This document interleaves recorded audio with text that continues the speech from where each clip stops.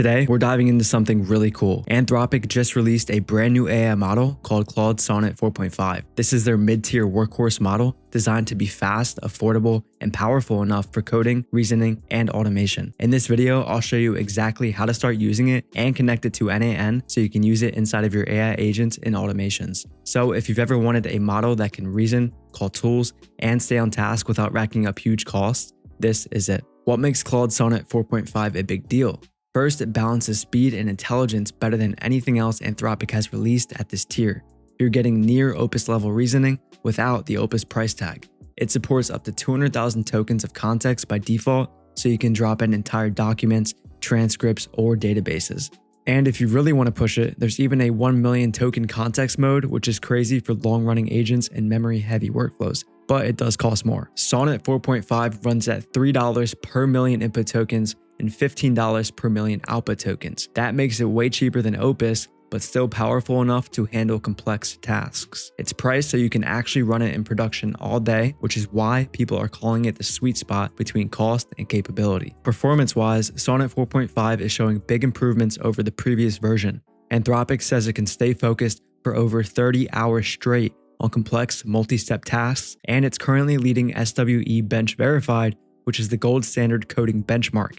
In practice, that means if you're building an automation or an agent that has to reason, call tools, and keep track of long context, Sonnet 4.5 is going to handle that way better than later models like Haiku. You can now wire Claude directly into your workflows and summarize docs, parse emails, generate content, or even write and debug code. And unlike the huge Opus model, it runs fast enough and cheap enough to use in everyday automations without worrying about cost stacking up. And here's the best part. Sonnet 4.5 is already available through Anthropic's API and platforms like OpenRouter and Bedrock. No waiting list, no private beta, just grab an API key and you can start running it in your agents and automations today.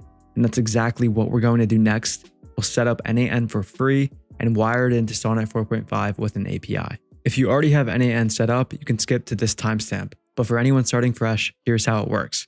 n8n is an automation platform you can run for free if you host it yourself.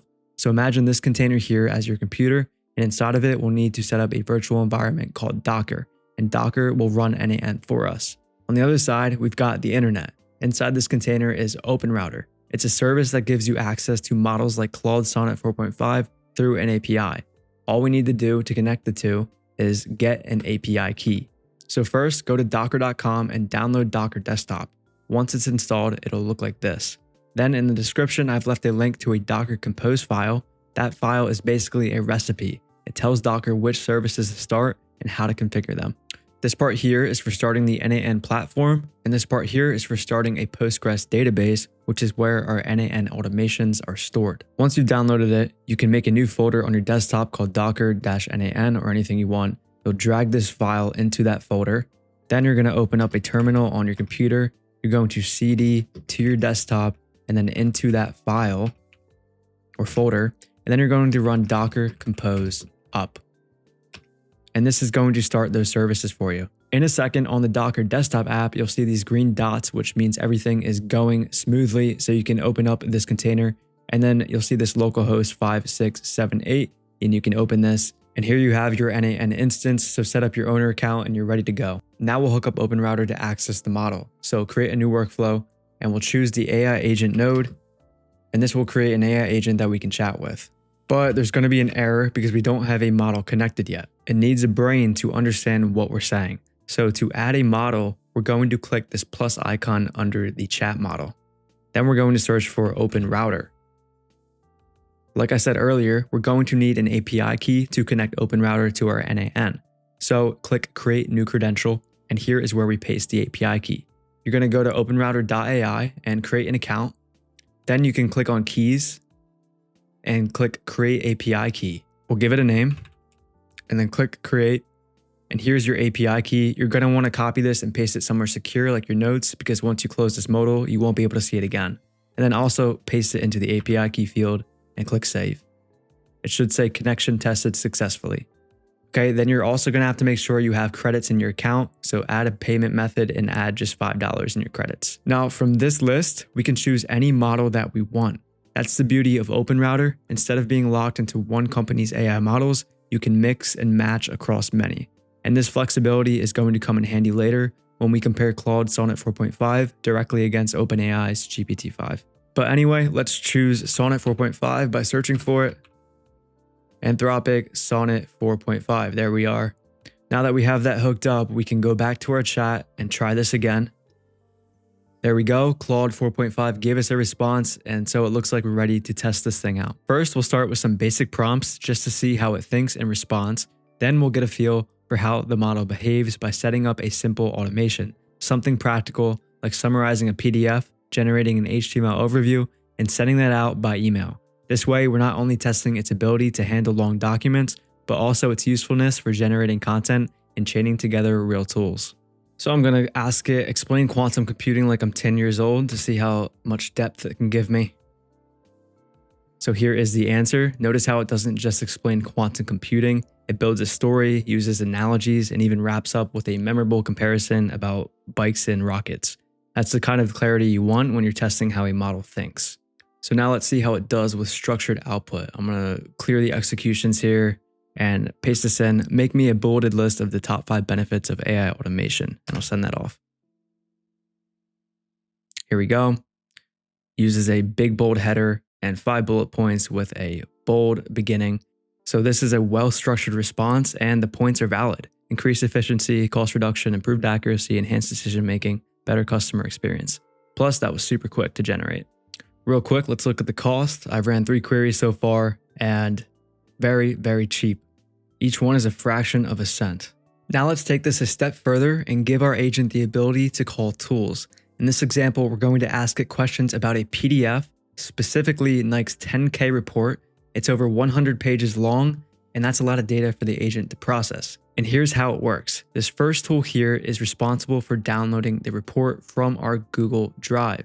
This tool we're using is the call n8n workflow tool. So we have this separate workflow that downloads the file from the drive, then it extracts the text from that PDF and sends it back to the agent here. And then our second tool is the send a message in Gmail tool so that we can obviously send messages with Gmail. So when we ask a question like summarize Nike's 2025 financial highlights, the agent will download the report, generate a professional HTML summary with the answer, and automatically send it to us via Gmail. And just so you can see how it's set up, here is the system message. These are the instructions we give it. We tell it about the tools, and then we tell it how to format its response as professional HTML. All right, I'm gonna send this question through, and then I'll check back once it's finished. Okay, it looks like it finished up successfully. Looks like it downloaded the report and then sent 1 email in Gmail, which is great because in the last video I made about a model, it kept sending emails over and over again. So looks like it's good there. And then the OpenRouter chat model was used 3 times for a total tokens usage of 200,000 tokens. And we get a little summary here in the chat. Let's check the email.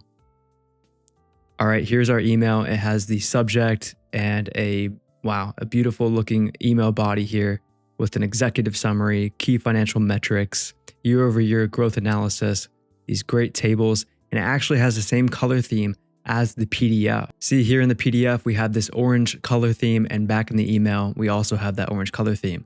The tables have this hover effect, so it's beautifully styled with CSS, and then it provides the source down here at the bottom.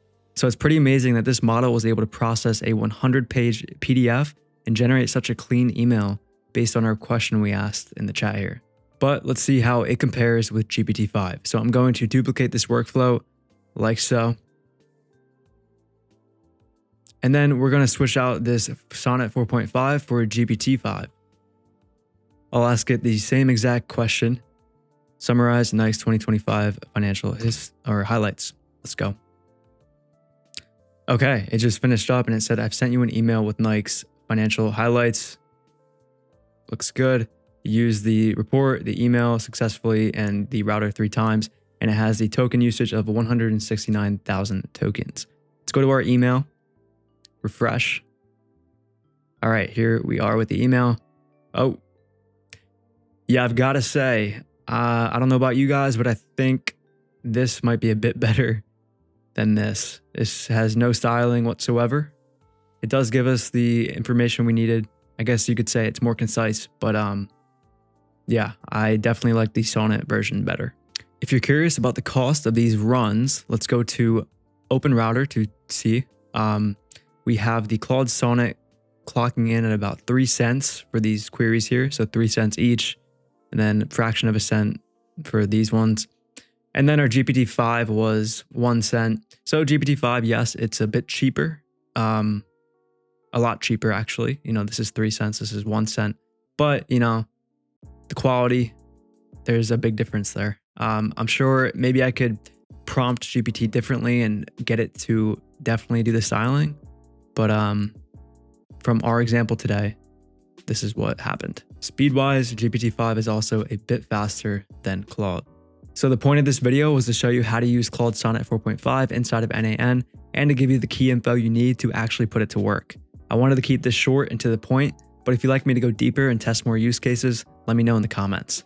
You can download this exact workflow for free in my community. The link is in the description. If you found this helpful, like the video and subscribe to the channel. Thanks for watching, and I'll see you in the next one.